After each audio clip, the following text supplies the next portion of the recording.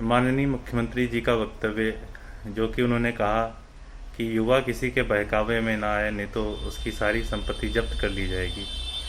माननीय मुख्यमंत्री जी से बस इतना कहना है कि हमारे पास अभी कोई संपत्ति नहीं है, हमें सिर्फ बेरोजगार इंसान है और अपने हक के लिए अपनी मांग कर रहे हैं कि हमें रोज़गार दे दीजिए।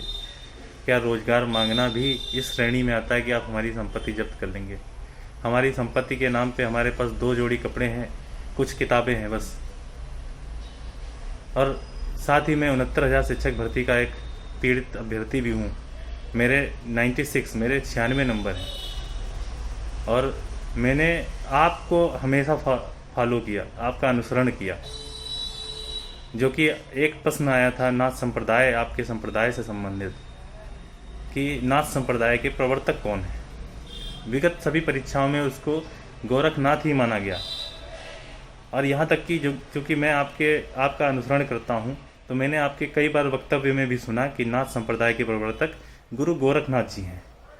लेकिन आपके ही आयोग ने उसको झुठला दिया, उसको मानने से इनकार कर दिया, मत्स्यनाथ को सही मान लिया। हम बस अपने हक के लिए लड़ रहे हैं, क्योंकि सरकारी किताबों, पुराने भर्ती जितनी परीक्षाएं हैं, उनमें सब में आया हुआ प्रश्न जो है, उसमें सब में गुरु गोरखनाथ जी को सही माना गया है। और बस हम चाहते हैं कि नाथ संप्रदाय को उसका हक मिले, गुरु गोरखनाथ जी को उनका हक मिले। लेकिन अगर ये हक दिलाने के लिए हम लोग लड़ रहे हैं, सड़कों पे उतर रहे हैं, अगर आपको लगता है कि हम गलत कर रहे हैं, तो आप बेशक हमारी संपत्ति, हमारे 2 जोड़ी कपड़े, हमारी कुछ किताबें आप जब्त कर सकते हैं। बहुत बहुत धन्यवाद। माननीय मुख्यमंत्री जी, आपको सादर प्रणाम।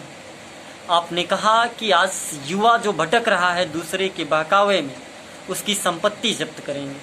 माननीय मुख्यमंत्री जी, युवा किसी के भटकाने से नहीं भटकता, वो अपने रोजगार के लिए लड़ता है। आपने कहा कि हम संपत्तियां जब्त कर लेंगे। साहब, कुछ नहीं हमारे पास, ये किताबें हैं, कपड़े हैं। आप कपड़े देखिए, ये कपड़े हैं, इसके सिवा कुछ नहीं है, कुछ भी नहीं है। कलम है, किताबें हैं, ये हमारी संपत्ति है। एक 4x4 के कमरे में पड़े हैं, अध्ययनरत हैं, पढ़ रहे हैं, दिन रात मेहनत कर रहे हैं। माननीय मुख्यमंत्री जी, ऐसा कोई भी गलत कदम नहीं कर रहे हैं हम लोग जिससे आपकी गरिमा को आँच पहुँचे। माननीय मुख्यमंत्री जी, आपने कहा कि हमारी संपत्तियाँ जब्त कर ली जाएगी। हमारी कुछ है ही नहीं, हमारे पास क्या जब्त होगा? हमें तो बस पढ़ना है, एक अदद नौकरी चाहिए। माननीय मुख्यमंत्री जी, इसके सिवा हमें और कुछ नहीं चाहिए। मैं 69,000 शिक्षक भर्ती प्रतियोगिता परीक्षा का एक अभ्यर्थी हूँ। सरकार की गलत नीतियों की वजह से आज बाहर हूँ। उसमें सवाल गलत है, जिस पे आज तक आयोग द्वारा संज्ञान नहीं लिया गया।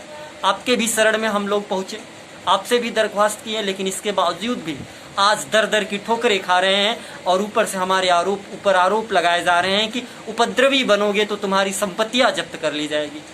माननीय मुख्यमंत्री जी, कुछ नहीं हमारे पास, सिर्फ पढ़ने आ रहे हैं। वो भी कैसे पढ़ रहे हैं वो हम जान रहे हैं। न्यूज़पेपर बेच करके तो अपने रूम का किराया देते हैं, घर से पैसे मांगने की हिम्मत नहीं है। कोरोना काल ने कमर तोड़ दी है परिवार की, जो हमें पढ़ा सके।